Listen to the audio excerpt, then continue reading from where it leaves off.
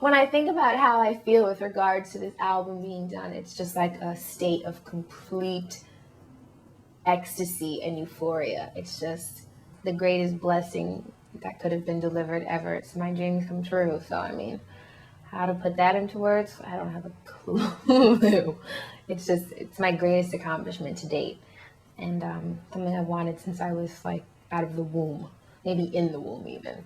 So anything I could possibly say would be the biggest understatement, other than just, complete ecstasy and euphoria about this being realized, this whole thing actually being realized. Amazing.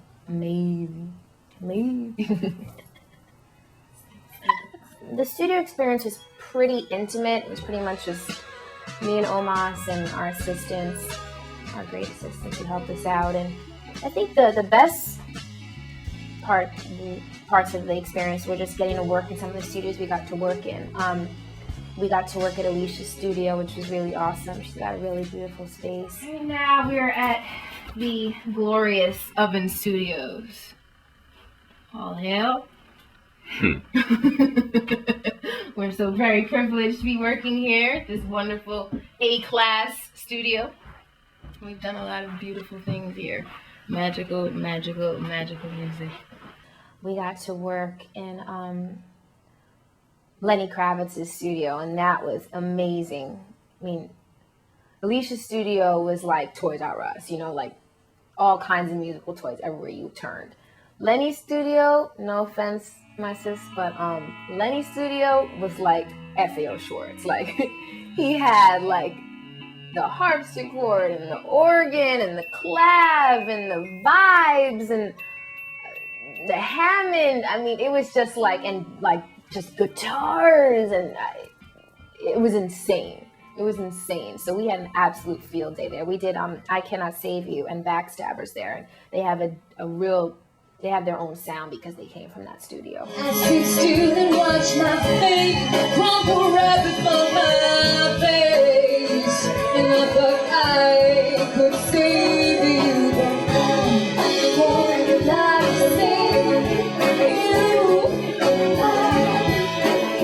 I cannot save you. I Cannot Save You is a really old song, actually. I wrote that a long time ago. That song is about a relationship with a person that you love that is experiencing something. In my case, it's an addiction. And you want to do everything in your power to help this person get better and to cut their attachment to this addiction that's wreaking havoc on their life and yours.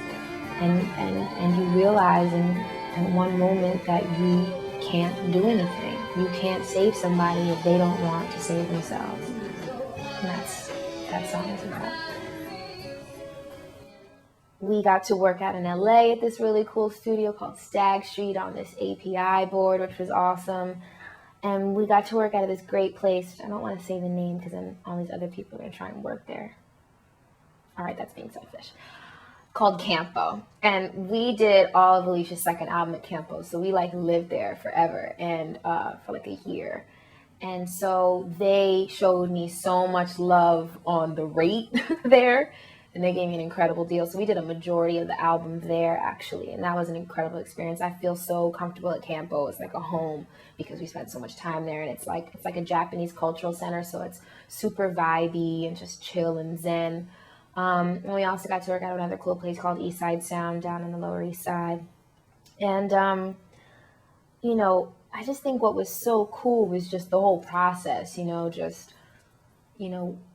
watching it unfold because, we'd never been here before. And so, just explore, getting to know Omas through this whole process and really understand his genius and his level of talent was amazing. We just had so much fun. I mean, to be in the studio day in, day out for almost a year, and not want to kill each other at the end was amazing. We really made fun of it, playing around on instruments and just acting a fool and just making music. It was fun. shit. One really beautiful day was when we were able to bring Omas's mother into the studio, Sister Nakia, to sing on the song Backstabbers Bounce. Now, Sister Nakia, she's the true brilliant one. She's the one who taught Mr. Moss everything that he knows. She's got this rich tone in her voice, and she was in there, and I was just looking at her, and she looked like this Native American sage, you know, just wisdom oozing, and it was a beautiful, beautiful experience. You know, bringing in the string players was amazing. And then I think probably the highlight was when my uncle came in. I mean, he's played with everyone from, you know, Michael Jackson to jazz greats too. I mean, he's just been around forever, and he's an amazing, amazing percussionist. So having him in the studio on the record was incredible, incredible. He's such a G. I mean, he was on the song called Black Gold, and it was just amazing. It was so cool to see him in there rocking. And we had Thorns come in, and they were like part of like the Sugar Hill Gang back in the day. I mean, these cats are like off the chain. So just the incredible musicians that were involved in this project, and just the love and support. People were giving me, you know, deals and opportunities to use their studios for close to nothing, just off of, you know, the strength. And so that was what was super memorable about this whole thing in terms of recording.